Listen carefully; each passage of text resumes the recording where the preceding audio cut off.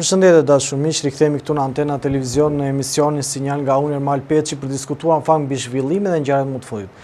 Do diskutojmë konkretisht, do diskutojmë çështjet të cilat lidhen drejt për drejt me atë se çfarë po ndodh në gjeopolitik, por do të prekim edhe pak pjesën se çfarë po ndodh në Shqipëri, duke qenë se situata në kampin opozitar është e vështirë, por gjithashtu dhe fakti që Edi Rama tashmë ka 83 mandate e kthen në një situatë të paprecedent dhe duket që Edi Rama drejt mandatit 4 shtoi dhe votat, që është një rast i cili në fakt është unik në atë rrugë që ne duam të shkojmë drejt Europës. Për të folur për to çështje, në fakt kam kënaqësinë të kem në studio Alfred Çakun. Alfred, shumë kënaqësi. Faleminderit për ftesën normal. Yra me kem në djathtë, të urojmë bashkësi me podcastin tënd të ri, Sinjal. Ta kesh si një busull orientuese për ndjekësit, të cilët duan të mësojnë lajmet e vërteta, jo nga ato të gënjeshtet atë qepen në shumicën e këtyre televizioneve.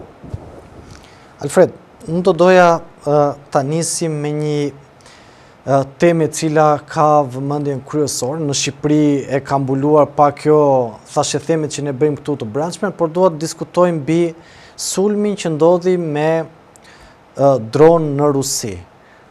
Çfarë nënkupton kjo, duke qenë se ishte afër një marrëveshje, kishte negociata të forta dhe uljen bisedime midis Trump dhe Putinit? Çfarë po ndodh konkretisht dhe si duhet ta shohim? Ishte të paktën nga këto deklarimet që bëri Ukraina, ishte një sukses i madh i Ukrainës dhe tregoi dobësinë e mbrojtjes Rusisë. Rusia në deklaratat që ka bërë Ministria e Mbrojtjes nuk është se ka pranuar që ka pasur një dëmtim të rëndësishëm, janë hequr sikur ishte një diçka jo e rëndësishme për ta. Në fakt, në qoftë se shu që janë goditur 40 avion UT bërthamor që mbartin kokat bërthamore gjatë sulmeve bërthamore, është një humbje e rëndë dhe sidomos po tjetë e vërteta që thot Zelenski që kanë shkatruar 35% të kapaciteteve të tilla të Rusisë. Sigurisht që Rusia nuk po lufton me Ukrainën, po lufton me gjithë perëndimin, por tash nga perëndimi është zbeur ndihma dhe futja dhe e administratës së Trumpit në problemet që janë krijuar në këtë luftë.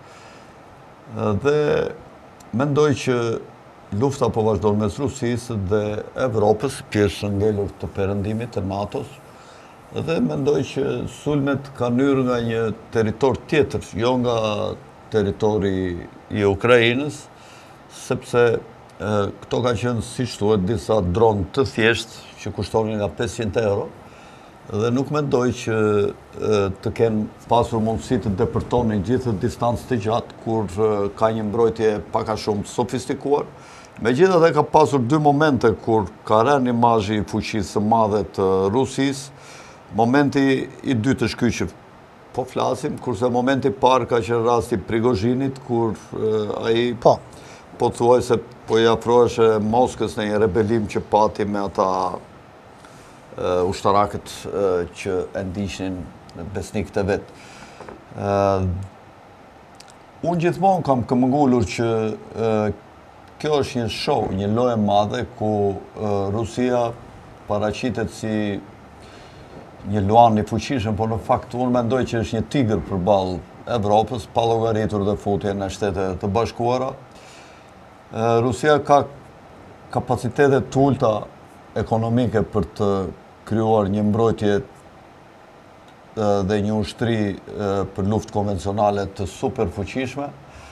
Evropa, kam thënë që ka 500 miliona, 600 milion me gjithë Ballkanin afërsisht banor, ka një GDP afërsisht sa Shtetet e Bashkuara, një GDP më të madhe se Kina. Kina është 19 apo 20 trilion dollar, kurse Bashkimi Evropian është mbi 23, po mund të jetë 25-26 trilion. Dhe pa llogaritur Bashkimin Evropian, këtë Ballkanin, kontributin në GDP. Dhe Përveç saj, Evropa ka kapacitetet të jashtëzakonshme financiare, sepse kontrollohet nga bankierët të cilët kanë emetuar paran me shekuj, paran letër, dhe gjithë paraja që kreditohet në mënyra të ndryshme, kryesisht për shtetin dhe vetëm vëre me dridhi atë, sepse ndodh jo, do ta mbyll fare. Kështu që jo, po edhe për shkak se nuk ka si problem se gjëra që ndodhin janë këto lloj. Dhe përveç saj ja u krediton edhe bankave të nivelit të dytë, të cilat ja japin pasaj popullatës dhe bizneseve të ndryshme në ekonomi, duke jo dhe me normë të ullët interesi dhe ato e rijapin me interes në ekonomi me një normë pak më të lartë duke futur dhe fitimin e tyre. Pra bankave qendrore që kontrollohen kryesisht nga këto familjet e vjetra që rrjedhin nga hierarkia e lartë e ish-perandorive Asiro-Babilonas. Dhe gjithë ky stok i madh i paras që është aktiv, në qoftë se do rifutet në financimin dhe buxhetimin e industrisë së mbrojtjes në Bashkimin Evropian, Evropa shumë shpejt i tegalon kapacitetet edhe të Amerikës, ndoshta, edhe të Rusis, po e po. Kështu që Rusia nuk ka fuqi të luftojë me perëndimin, por këta e kanë të organizuar, mendoj unë, dhe për shkak se fuqia e Rusisë është e vogël për të zhvilluar luftra të gjata, siç synojnë në këta 3-4 vjet që të shkatrojnë ekonomitë, të shkatrojnë bizneset, të bëjnë depopullim, të shkaktojnë kriza urie, të shkaktojnë kriza financiare nëpërmjet deflacionit, duke tërhequr parat nga bizneset dhe ekonomia reale dhe duke i futur vetëm në drejtim të mbrojtjes, këta do të arrijnë të depopullojnë Evropën. Nga 500 milion mundet të kenë piksynim që të ngelen vetëm 100 milion pas lufte, ose edhe më pak. Dhe për të mbajtur këto kapacitete të fuqishme për të vazhduar luftën sa më gjatë nga ana e lindjes, këta po përpiqen të krijojnë disa aleat të Rusisë, siç janë fitoria e këtij kandidatit polak për president ditën e djeshme, i cili është nacionalist dhe është kundër skeptik ndaj Bashkimit Evropian, është kundër ndihmave që i jepeshin Ukrainës, sepse nëpërmjet Polonisë kalonin rreth 95% të ndihmave që merrte Ukraina nga perëndimi. Këto do t'i priten dhe Ukraina, unë mendoj që nuk do të ketë marrëveshje paqe në Stamboll, por Ukraina do të bjerë në kolaps për shkak të ndërprerjeve të këtyre dhe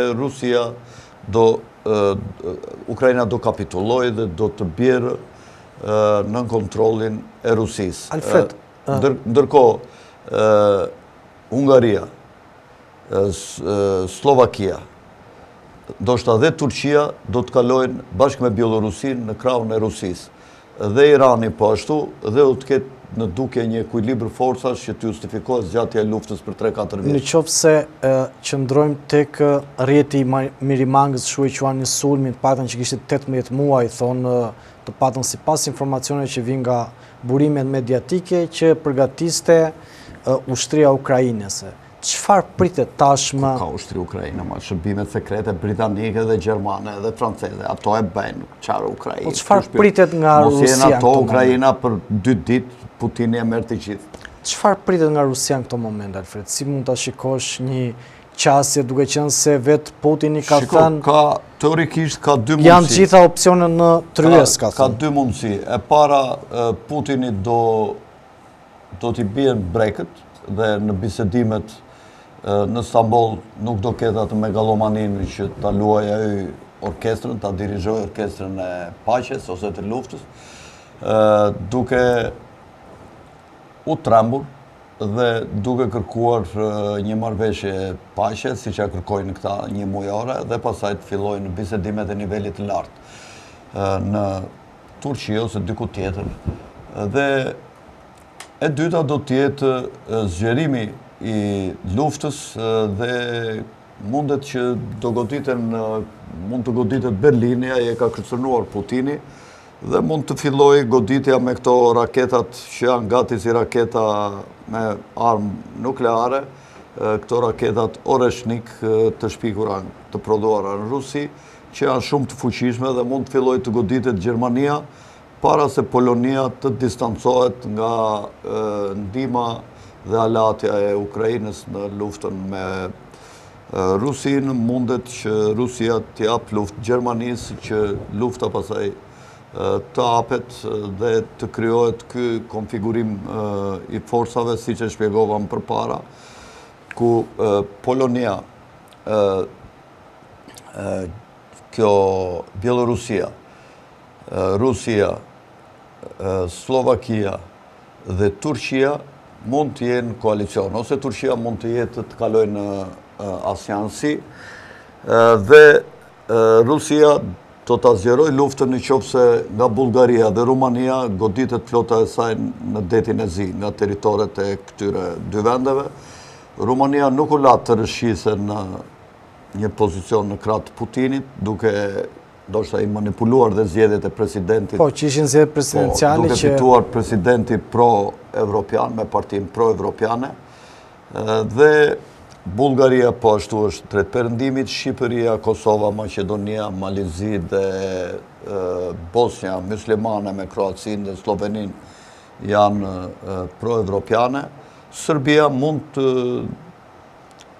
qëndrojë ende në dy karige, nuk e dim çfarë do bëj pasaj, do bëhet kërcënuese për paqen në këtë territor që kontrollon Bashkimi Evropian, apo jo në Ballkan, në Kosovën Veriore, apo do të qëndrojë e heshtur. Ka pasur një deklarat nga shërbimet sekrete ruse që ka pak kënaqësi ndaj Serbisë, e cila ka furnizuar me armatime ushtrinë e Ukrainës, e cila i ka përdorur këto armë sigurisht kundër ushtrisë ruse, dhe mund të ketë ngjarje të ndryshme, ndoshta përmbyset prej shërbimeve sekrete ruse Vučići, i cili është objekt kritike në këtë rast, dhe mund të vijë dikush tjetër që mund të ndjek politikat pro-ruse, por në qoftë se qëndron Vučići, mendoj që Vučići gjithmonë ka dendur në dy karige, dhe në atë të perëndimit dhe në të Rusisë, por në fund mendoj që Vučići nuk do të bëjë veprime kundër interesave të perëndimit, po të jetë ai në krye, dhe të shikojmë lufta mund të prapet shumë, mund të sulmojë Iranin, Izraeli, këto kohë po flitet shumë edhe nga kjo ministre e jashtme e Bashkimit Evropian, Kalla, se cila doli në një pozicion duke mbrojtur të drejtat humanitare të popullit të Gazës kundër Izraelit, ndërkohë Trumpi sot ka bërë një deklarat ku i kërkon Netanyahu të jetë i kujdesshëm dhe mos marrë veprime të rrezikshme në një sulm kundër Iranit. Kina gjithashtu është e gatshme të sulmojë Tajvanin, pra mund të krijohen menjëherë shumë vatra lufte dhe bota të dalë nga kontrolli. Shtetet e Bashkuara mund të kërkojnë të marrin me luftë Kanadan dhe Groenlandën. Evropa mund të hyjë në një luftë të dyfishtë edhe kundër Rusisë edhe kundër Shteteve të Bashkuara. Pra situata është ajo që në masoneri e quajnë ordo ab chaos, domethënë rend pasi të krijosh kaos. Alfred, nëse qëndrojmë se ngacmove pak për Ballkanin dhe edhe për shkak se ka një interes edhe për faktorin shqiptar. Shtetet e Bashkuara të Amerikës, të paktën ambasadorja amerikane në Maqedoni para mos gaboj 8 muajsh, tha do të vazhdoj me çështjet e non-gradës, do të ketë emra të tjerë. Mendoni se do të ketë zhvillime në Ballkan për sa i përket politikës që do të vazhdojë Shtetet e Bashkuara të Amerikës ndjekin, do të ketë emra të tjerë që do të shpallen non-grada, flas për të krijuar një balancë në Ballkan, apo mendoni që tashmë Amerika do ndjeki një politik tjetër në Ballkan dhe do të jetë më e tërhequr, sepse nuk kemi parë qëndrime akoma nga administrata e Trumpit për sa i përket Ballkanit deri në këto momente që flasim, ose çfarë fshihet më shumë dhe çfarë mund na interpretosh me informacionet që ju keni, por dhe me deduksionin që i bëni ngjarjeve. Shiko, unë e mendoj kështu që politika amerikane në përgjithësi ka kaluar në izolacionizëm. Trumpi shpeshherë thot nuk është lufta jonë kjo. Mirë po, Putini përkundër marrëveshjes që Trumpi beri me Zelenskin për të shfrytzuar ato territoret për pasuritë nëntoksore, për të shlyer ato borxhet që i ka dhënë gjatë kohës së luftës së Ukrainës, Putini tash një pjesë të atyre territoreve ku janë bërë kontratat, po përpiqet ta bëjë si zonë tampon, të kontrolluar prej Rusisë dhe pushtimin e këtyre zonave, territoreve të reja i shpjegon me këtë arsye, me këtë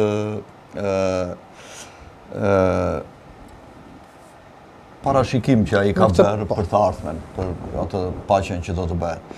Dhe Trumpi i tha, ki kujdes se duke luajtur me zjarin, sepse po më kundërvjesh dhe mua që të kam deri në një farë mënyrë kam luajtur atë zjarr fiksin aty, dhe i quajti Putinin dhe të shmendur, që ka dalë nga kontrolli, nga binarët.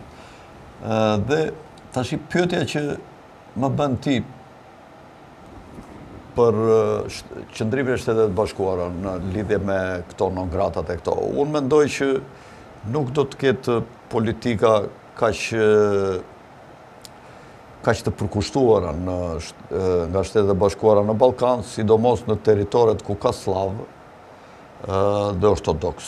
Ku ka slav dhe ortodoks. Kurse në kjo bota myslimane e Ballkanit, e dominuar nga myslimanët, që është një gjysmë hark shigjete nga forma. Fillon në Bosnjë, zbret në Sanxhak, Kosovë, Shqipëria, hyn në Maqedoninë perëndimore dhe Maqedoninë jugore, hyn në Bullgarinë poshtë maleve të Rodopit, poshtë maleve Ballkan, pjesa e Greqisë veriore që është në kufi me që banohet nga turq musliman, që kanë dhe disa deputet në parlamentin grek, zona Aleksandropoulosit, e Xanthit në Greqinë lindore.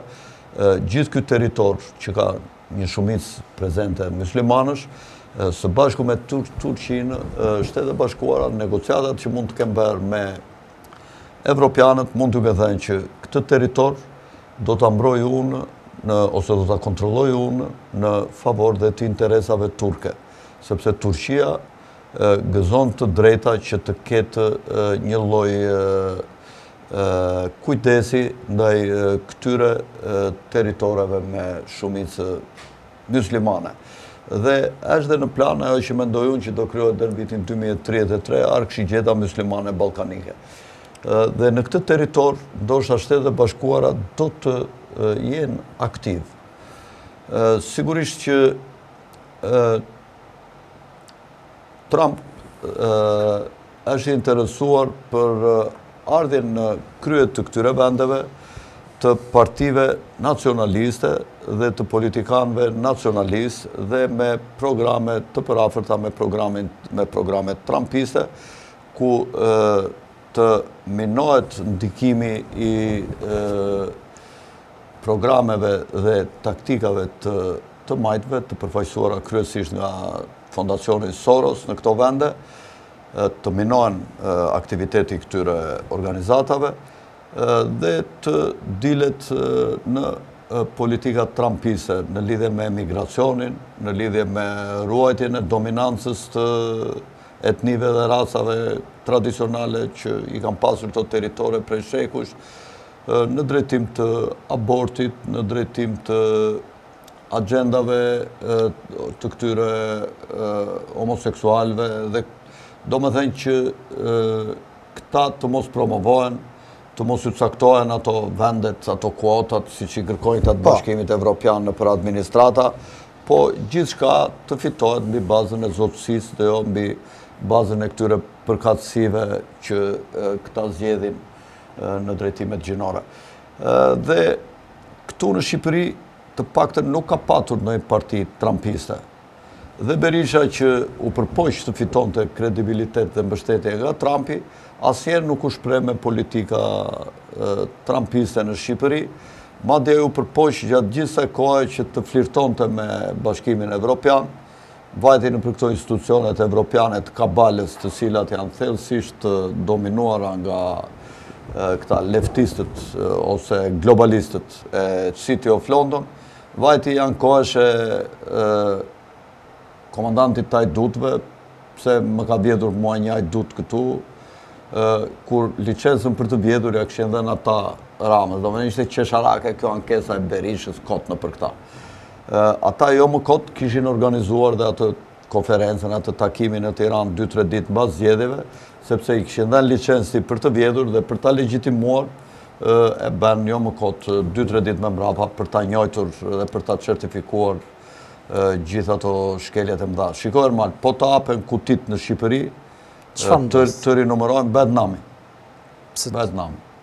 Megjithëse këta i kanë vjedhur, i kanë manipuluar, kanë përdorur trenin bullgar, po kryesisht për partitë e vogla, numri votave është komplet i kundërt. Këta kanë rreth 240.000 vota. 210.000, 220.000, diçka tillë, të gjitha këto partitë e vogla bashkë. Po në fakt po të themun që 80% ja u kanë mbledhur. Këta janë forca e parë politike, partitë e vogla. Këta mund të kenë mbledhur mbi 650.000 vota. Dhe PS-ja që u ka mbledhur votat bashkë me PD-n bien shumë më tepër dhe PS-ja bie shumë më tepër. Alfred, partitë e vogla nuk e kanë këtë ose partitë e reja, nuk e kanë këtë informacion që ju është vjedhur se nuk i shikojmë të reagojmë. Shiko, unë kam njerëz dhe njohë sa duash nga këta që kanë qenë në KZZ, edhe nga e majta dhe nga e djatha. Edhe më kanë thënë që është bërë nami me partitë e vogla. Është bërë nami. I ndanin 50 me 50 atë që do vidhesh. Pra 80% që ju është vjedhur këtyre, po e themi shifër të rumbolla Kosër, i kanë marrë 20% njëra, 20% tjetra, 20% ju kanë lënë partive të vogla. 20% ju kanë lënë partive të vogla. Kështu që unë mendoj që ato kanë mbi 600.000 vota partitë e vogla, e reja, partitë e reja. Në këtë... Unë mendoj që këto, si pas karakteristikave ideologjike që kanë dhe si pas programeve të përafërta që kanë, duhet të bashkohen. Sidomos këto që janë parti nga qendra dhe djathas, si që ishin këto partit Shqipëria Bëhet, që ishte Agronshia i Mundësia, kishim partit tjera që dolën edhe drejtuar nga Lapaj dhe...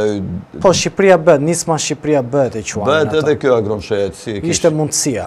Partia Mundësia. Partia Mundësia, këto ishin dy partit që nëzorën mandat. Këto do më thënë duhet... Ishte dhe Arlind Qori që nëzori mandat. Po, a ishtë parti thellë si ishte majtë, ekstremi majtë, kështu që s'ka lidhje me këto mendoj unë. Këto të dyja duhet bashkohen, po dhe dashejt dhe mund që duhet bashkohen të bëjnë një koalicion të gjerë.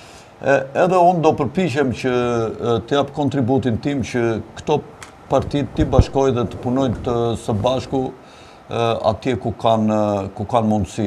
Unë nuk kam asnjë interes në politikë, thjesht do jem interlokutor, nëse do të arri, do më krijohet mundësia që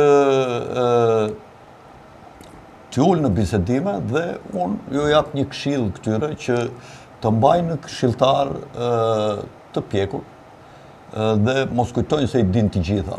Duhet të jenë të kujdesshëm dhe të veprojnë me këshilltar në të gjitha drejtimet, qoftë në ekonomi, qoftë në politikë, qoftë në financat, qoftë në degë caktuara për bujqësinë, duhet të konsultohen dhe të ndjekin interesin e popullit shqiptar dhe të ekonomiston dhe të mos veprojnë me mendjen e tyre sepse janë të rinj dhe nuk kanë eksperiencë të madhe. Alfred, në këtë panoramë politike, ju e bën një analizë tuaj që partive të reja ju janë mbledhur votat. Por, ne qëndrojmë që faktikisht Edi Rama ka 83 mandate, Zoti Berisha ka 50 mandate, bashkë me aleatët, fatin e opozitës, sepse duket sikur Edi Rama tashmë është i pathyeshëm. Pra, duket se ka kapur maksimumin e maksimumeve, asnjë prej liderëve politik nuk e ka prekur 4 mandate në Shqipëri. Si e shikon Alfred fatin e Partisë Demokratike në këto momente, sepse me parashikimin që ju bët i bie që partitë e reja, ose me atë çfarë ju keni si informacion, i bie që partitë e reja e kanë nxjerrë jashtë loje Partinë Demokratike fare. Pra Zoti Berisha është... I kanë nxjerrë të dyja për mendimin tim, dhe PD-n dhe PS-n. Shiko, unë bëra dhe një monitorim të votimeve, ta kam thënë më duket, në Instagram. Po. Dhe unë Instagram kam 25-26.000 ndjekësa, unë nuk jam shumë aktiv në Instagram, më shumë jam në Facebook, nga këto rrjetet sociale, si pak i moshuar që jam, nuk më pëlqejnë shumë të Instagramet, se nuk jam për moshat tona, por e mbaj për hir të punës, shehet në një diçka kështu për të qenë në kontakt me këta ndjekësit e rinj. Dhe unë jam tmeruar nga votimi në Instagram. Votimi ishte 24 orë ditën e premte, data 10 i bie, 9, data 9 maj, dhe në datën 10 deri mbasdite. Filluam mbasdite të premte në orën 4-5, edhe mbarojmë 4-5 mbasdite në një ditë para zgjedhjeve. Edhe vum 3 opsione aty. PS, PD, Partitë e Reja. Partitë e Reja dolën rrot me PD-n. Nga 40%, po Partitë e Reja ishin pak më lartë me numër votash, po shumë pak më lartë. Kurse Partia Socialiste doli 20%. Dhe unë u tmerova, thash, qa bëhet shu, se dhe unë nuk e prisnja. Mi po do thuash ti sa kam votuar. Kam votuar 8.000 veta. Dhe unë e shikonja online çdo moment për kë votoj Ermal Peçi, për kë votoj Alfred Sako, për kupton më dilte atje Partitë e Reja, PS, PD. Pastaj në fund kur u mbyll votimi, u zhdukën të gjitha informacionet për kë ishin votuar, më ngeli vetëm përqindja. Partia Socialiste për 24 orë nuk e kaloi 21% asnjëherë. 19, 20, 21. Pra rinia që mendoj unë që janë në Instagram e ka votuar kundër Partinë Socialiste. Tashi ti do më thuash mua që në Instagramin tënd mund të jenë më shumë njerëz konservatore që mendojnë si ty. Edhe kjo mund të jetë e vërtet, po unë të thash, nga emrat që më dilin aty, unë s'jam aktiv fare në Instagram. Nuk më doli asnjë i njojtur që ta kisha mik real. Të gjithë ishin emrat të panjohur, komplet të panjohur dhe emra kështu nga këta të kohëve moderne, dukeshi që ishin të rinj, emrat të rinj. Dhe ky rezultat nuk e mendoj kurrë që është reali. Tashi Rama dhe mund të qëndrojë në pushtet, po ka një dyshim që nga Gjermania mund të ketë një... Megjithëse Gjermania tash është e prekupuar për luftën dhe s'mund të merret me këto gjëra, Shtetet e Bashkuara nuk e kanë njojtur Ramën. Po se kanë njojtur, kanë folur me një gjuhë ambigue. Do me thënë që juve ja u kanë njojtur evropianët ta, ne na duhet të punojmë me qeverin, po ne jemi me popullin shqiptar, nuk jemi me qeverin. Por ne nuk mund të flasim kundër qeverisë, se me këta do bashkëpunojmë. Pra ky është mesazhi që dha ambasadën e lexova. Pra kjo parti dhe kjo qeveri nuk është legjitime, ata nuk e uruan t'i theshin suksese në ato objektivat që kini. Dolën sa evropian që tha ne jemi shumë të lumtur që ti fitove, që është komplet një shkelje diplomatike e komunikimit mes shteteve. S'mund t'i thua është një kryeministri sa të lumtur jemi ne që fitove ti. Sepse do më thënë ti e i pa lumtur qofse do kishte fituar objektivi politik i gjysmës popullsisë gati nga ana tjetër, se kështu i bie, tash ti je armik me ata, si e lumtur. Çfarë duhet ty se për kë voton? Ti urimi bëhet suksese në mandatin që ke marrë në të mirën e popullit shqiptar për ndjekur politika. Pra një gjuhë diplomatike. Po kështu urohet, nuk urohet sa të lumtur jemi ne që fitove ti. Kupton? Kjo duket që është një anësi shumë e madhe e këtyre. Dhe në këtë kuptim unë mendoj që këta nuk do merren shumë me këto çështje dhe me këto politikat që ndiqnin këta mostrat Blinken e këta. Nuk e di ndoshta një postim të Trumpit, më duket në këtë Twitter, ku theshte që Joe Biden i vërtet reali ka vdekur në vitin 2020. Po ishte një postim. Dhe ky është shumë i keq se Joe Biden i real i pari ka qenë një njeri shumë i mirë, theshte Trumpi. Ky është një njeri shumë i keq dhe është kështu imitim me këto teknologjitë artificiale që përdorin këta, që ka filluar kanë kohë. Kur i thesha unë këto që ky është klon, e kam thënë disa herë, njerëzit qeshin e theshin Sakoja ka shkarë. Po tash çfarë do thonë këta që të njëjtën gjë e deklaroi dhe Trumpi? Që Bideni është klon, ky që ka qenë president. Dhe Bideni i vjetër kishte vdekur. Tash do thonë dhe Trumpi është i çmendur këta? Kupton? Prandaj se s'dua të mburem, po thjesht në fillim në Natali, pastaj na përçmojnë, pastaj futim bishtin në shalë. Kupton, kur dalim fjalët tona, dhe askush nuk kërkon falje, të thotë Alfred, na fal që të kemi thënë kështu, të kemi thënë kështu. Kupton, sepse jemi ne gabim, asnjëri. Por po të shikojnë që ti e gabim, sulen të gjithë. Më fal, sot asnjëri. Ose shumë rrallë, thot ndonjëri më fal. Alfred, do doja të bëja një pyetje duke qenë se në Shqipëri tema e nxehtës spaku. Aktualisht ne kemi pas hekurave një ish kryeministër, kemi në hetim edhe ditën e sotme u vendos dhe trupi gjykues që do të hetoj zotin Berisha. Si e shikoni spakun deri në këto momente dhe çfarë pritet nga spaku në ditët dhe në kohët vazhdim? Spaku është një institucion që i shërben deep state-it ndërkombëtar, tash i deep state-it evropian, por aty brenda ende ka një fuqi edhe Shtetet e Bashkuara, mbasi ka pasur një marrëveshje kur u ndërtua kjo në strukturat e larta që ne nuk i dim si do t'jetë influenca e Shtetet e Bashkuara dhe Evropës ke spaku. Këta kanë sa institucione, jo e Uleksi ose që kanë sa kështu, një ka Amerika, një ka Evropa, dhe varet tash si i kanë bërë këta marrëveshjet e tyre me njëri tjetrin, marrëveshjet e fsheta, se si do të drejtohet spaku dhe kush do ketë më shumë fuqi, apo cili do t'jetë nga këta dirigjenti që do drejtojë spakun. Unë për mendimin tim them që korrupsioni sigurisht duhet luftuar. Shumë njerëz ma marrin domethënë për keq dhe nuk e kuptojnë që kur goditen kryeministrat, ilaçi bëhet më i dëmshëm se smundja. Në çfarë kuptimi? Në qoftë se kryeministrat do të jenë të cënueshëm në Shqipëri, që të cënojnë lehtë, si Berisha tash me rastin e klubit Partizani, që është një fluskë sapuni, që s'ka asnjë lloj koncepti juridik, sepse e ka votuar parlamenti, dhe çdo gjë që voton parlamenti ti nuk ke çfarë t'i bësh. Sepse e ka votuar komplet qeveria në mënyrë unanime. Unë nuk them që aty fjala vjen s'ka korrupsion, ose se nuk e marr përsipër këtë gjë, më kupton ta them.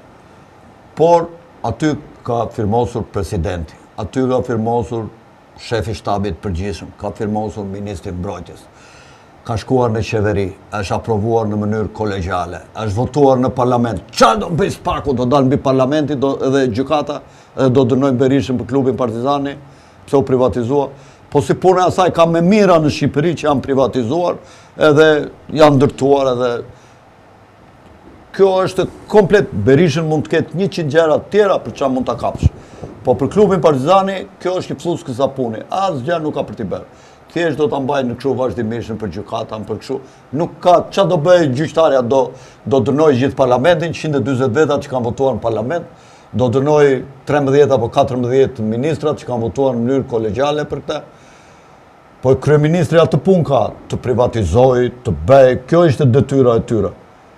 Pse ishte dhëndri i tij dhe bëri një aferë duke qenë me ndikim pranë qeverisë për të bërë më shpejt ato veprimet, a ku di unë çfarë lloj ndikimi mund të ketë lojtur, ato në pamjet e jashtme nga ana juridike janë të kopsitura, nuk ka çfarë t'i bëj asnjë me aferën Partizani. Afera Partizani, po e them, është një pes me hiç, është një gjë kot që e kanë kapur ta. Këtë se them unë. Këta e thonë ish presidenta, e thonë gjyqtar, shumë të rëndësishëm që unë i kam miq që janë të paanshëm, që marrin vesh shumë mirë nga çështjet civile, që janë profesor, e thonë për çështjen Partizani Berishës nuk kanë çfarë të bëjnë asgjë.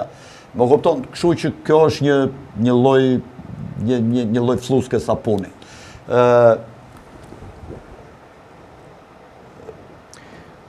E quani fluskë sapuni, por pjesa e spakut, duke përjashtuar jo vetëm faktin Jo prit, e di pse e thashte që kryeministrat duhet të jemi shumë të kujdesshëm që të mos ketë korrupsion. Kush është korrupsioni më i lartë? Korrupsioni më i lartë është frika ndaj tuajve dhe dhënia e kujt? E naftës. Merreni. Kujdes se kemi spakun, marrim kur të ikësh nga detyra të marrim. Naftën e duam ne. Merreni, vetëm lini mua këtu bëu ndaj punën time. ata që pësojnë janë shqiptarët dhe ekonomia shqiptare. Kurse në qoftë se kryeministri e ndjen veten me suport të madh nga ligji që s'mund të dënohet për gjëra kot, ai i vjen ky Starmeri. I thotë, unë jam kryeministri britanik, po kujt po i ruhet se kryeministri britanik, ti urdhro, çfarë do? Unë jam kryeministri i Shqipërisë tu. Çfarë do? Dua të bëj këto të sjell ta bëjmë Shqipërinë hale se ne di çfarë bëjmë, do të këtu që ngerin të varim. Kur është i fort kryeministri i thot, fuck you, i thot, ngreu nga tavolina dhe zhduku, s'ka këtu, i thot. Kurse po tjetë që dënohet Berisha, dënohet Meta, hajde dënojmë dhe Ramën, edhe kushdo që të vijë ta bëjë Shqipërinë në turak. E kuptoni sa e rëndësishme është të mbrohet figura e kryeministrit në Shqipëri? Alfred, kemi ne... Kurse si luftohet korrupsioni? Po. Korrupsioni luftohet në këtë mënyrë, korrupsioni i brendshëm. Spaku dhe drejtësia duhet të mbajnë në mbikëqyrje të madhe ministrat, drejtorët e drejtorive, kryetari Shikut. Duhet të ketë shumë kujdes në qoftë se arrestohet një kryetar Shiku. Duhet të ketë shumë kujdes kur arrestohet një kryetar i kontrollit lartë shtetit, ose ish. Duhet të ketë shumë kujdes kur thirret në gjykim prokurori i përgjithshëm i shtetit, siç u thirr ky që ishte, si e kishte emrin se s'po më kujtohet. Pse nuk mund të dënosh ti prokurorin e përgjithshëm për 5-2 moll në një vend, më kupton? Pse u dënuai? Sepse e dënoi rruga e Elbasanit, ambasada amerikane, sepse ai u kundërvu bankersit. Bankersi nga mbrapa janë këta që kanë drejtuar NATO dikur që e kanë privatizuar edhe e ka lëshuar si me qira, këtyre kompanive kineze ju marrin përfitimet, atje ka dallaverat mëdha në bankersit, dallavera pa fund. Dhe ky vajti dhe u kërkonte llogari se ata po dëmtonin, po e nxinin naftën me shpërthime, me kosto të ulët, dhe po dëmtonin banesat e njerëzve atje në Roskovece, që ishin ato fshatrat, edhe vajti mbronte shqiptarët. Dhe tuajt e dënuan dhe shqiptarët e duar trokitën, sepse nuk e kuptojnë që ajo sakrifikua për interesin e Shqipërisë. Pra, këta nuk duhet të jenë të pacënueshëm disa figura, guvernatori bankës. Duhet të ketë kujdes, nuk cënohet guvernatori bankës, ish presidenti i Republikës, nuk cënohet, ish kryetari i gjykatës kushtetuese, nuk cënohet kollaj, ish kryetari i gjykatës së lartë, nuk cënohet kollaj për gjëra e lagu se lagu bishtin dhe elpra, hajta dënojmë tash se ish kundërvën amerikanëve ose francezëve ose anglezëve, e gjej një hyçkële se bep ti dënojmë. Këto janë hunj të ku qëndron shteti. Në qoftë se këto hunj janë të dobët, janë delikat përpara spakut, përpara ati ka bulqiza nga vjena me opinga të grisura që peqe lepe këtyre ndërkombëtarve dhe i kërcënon këta për llogaritë të tyre, atëherë ky shtet bëhet një shtet republik bananesh. Alfred, një pyetje. Ne duhet t'i ruajmë shumë këto figura. Por si luftohet korrupsioni i brendshëm? Se ta nisakt.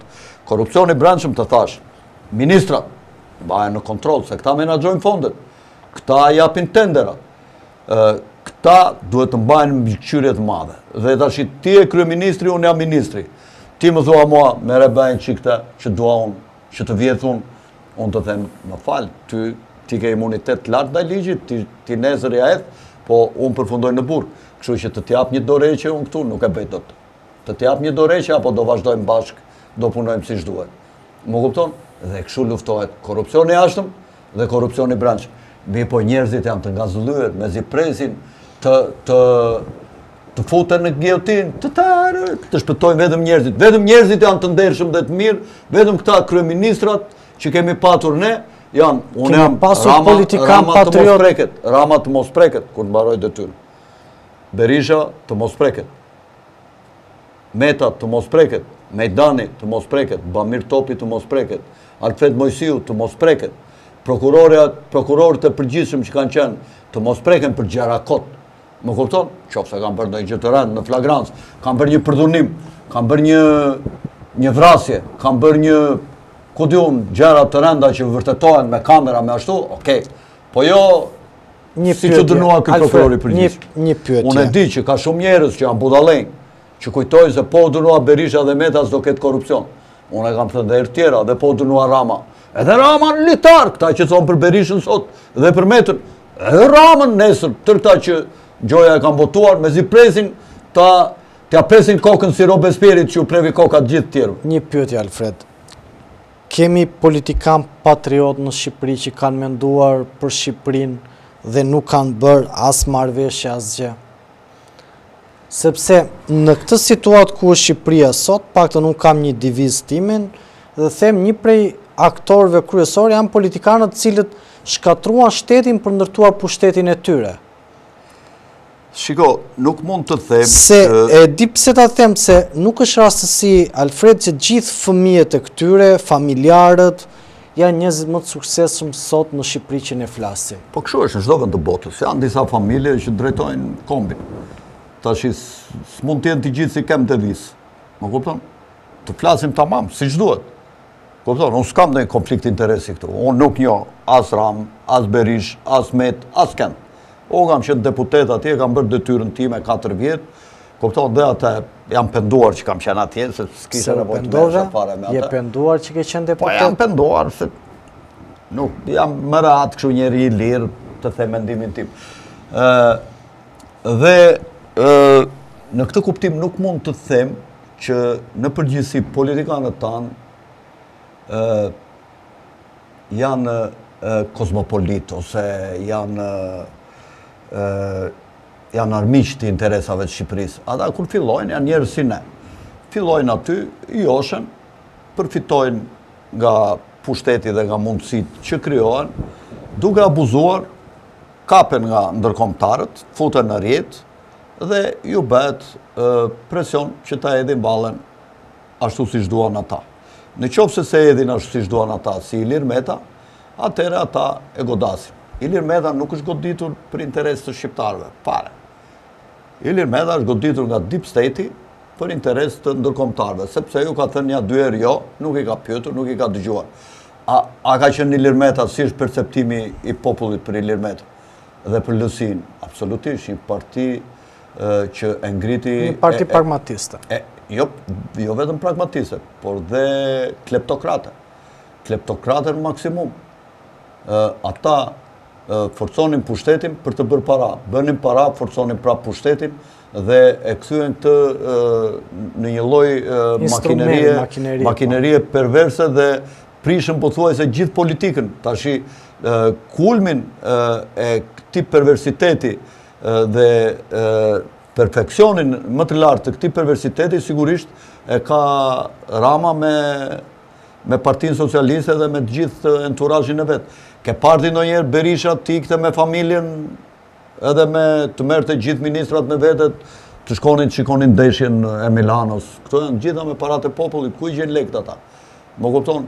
Hik këte, hik ande, me familjen, me grup të madh, Berisha ka qenë njeri më serios, apo jo? Familjen nuk e ka marrë kurrë në për këto gjëra e kështu. Këta e kanë shkelur fare. Është bërë llumë dynjaja.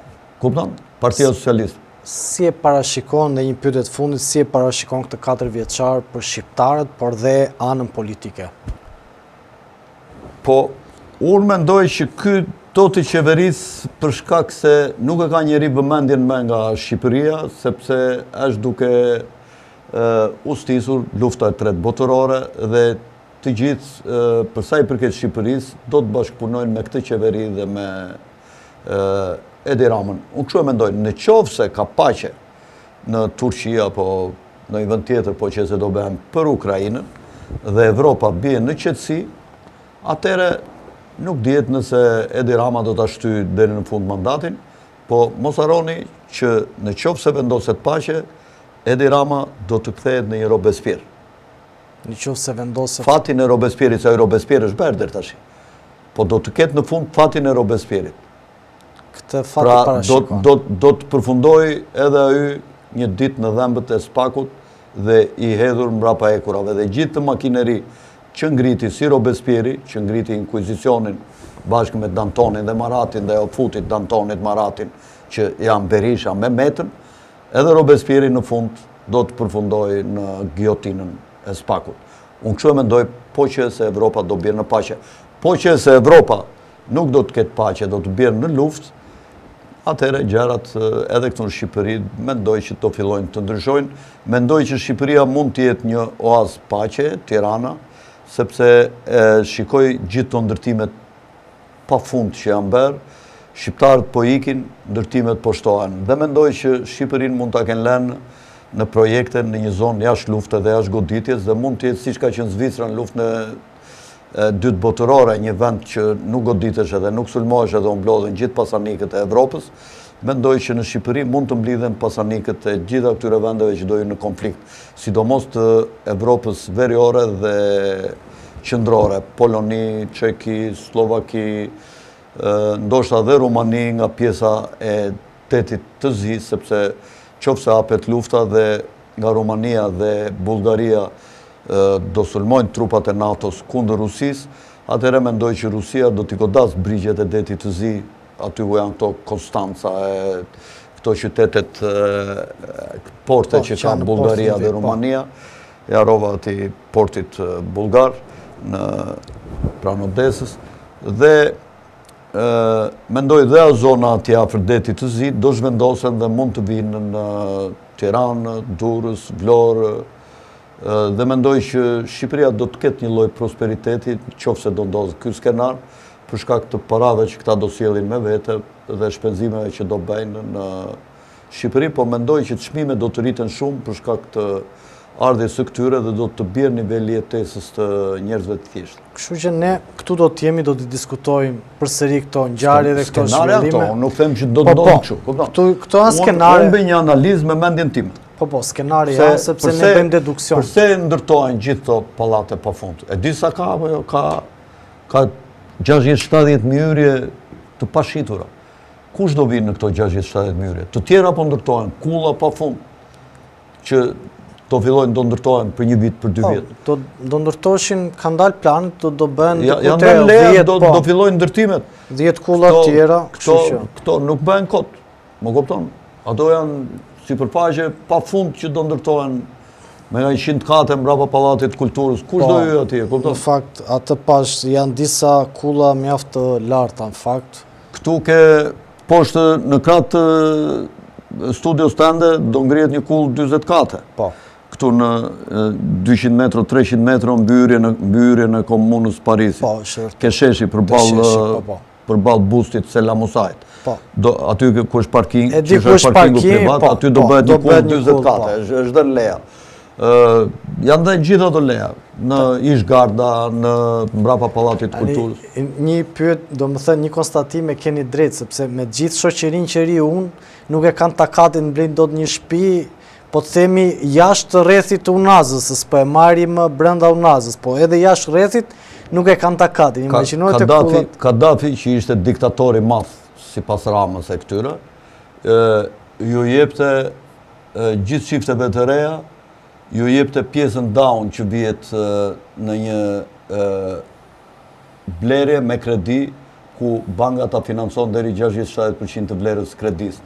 Dhe këtë 30-40% ja u jepte, ja u falte qeveria e Kadafit çifteve të reja. Qofse do jetonje në fshat, t'i jepte për shembull një çift lopësh, ose t'i jepte qofse do mbajnë pula, qofse do mbajnë lepura, qofse do mbajnë, do më thënë, shpende të ndryshme, ajo të furnizonte pa lek, vetëm ti të mos largohesh nga vendi. Karburanti ka qenë me vlerën më të ulët në botë. Në Maqedoni, 14 cent ishte 1 litër. Në Maqedoni mos gaboj, ju kishin bërë thirrje të çifteve të reja të ktheheshin në fshat dhe do t'i rimbursonin deri në 100.000 euro që ata të hapnin një sipërmarrje në zonën e bujqësisë. Mirë, po ajo qeveri që ndjek këto politika do goditet nga globalistët, sepse globalistët duan që njerëzit të vinë nga fshati në qytet dhe të hyjnë në qytetet burgje dhe të ushqehen me mish industrial, me ushqime industriale, të bëra me miza, me milingona, me akrepa, i marrin, i bluajnë, domethënë këto po bëhen tash, edhe ti marrë si kokoshka me qumësh artificial të bërë me qumësh plur, ti ham fëmijët me çik çokoladë që t'ju duket e mirë me sa esenca, të ushqehen me ato që mundësisht të vdesin kur të vjen 45 vjet ose të paktën të smurën, të rinë për farmacira, dhe ato qeveri që zhvillojnë bujqësinë shikohen si qeveri armiqësore nga elitat globaliste.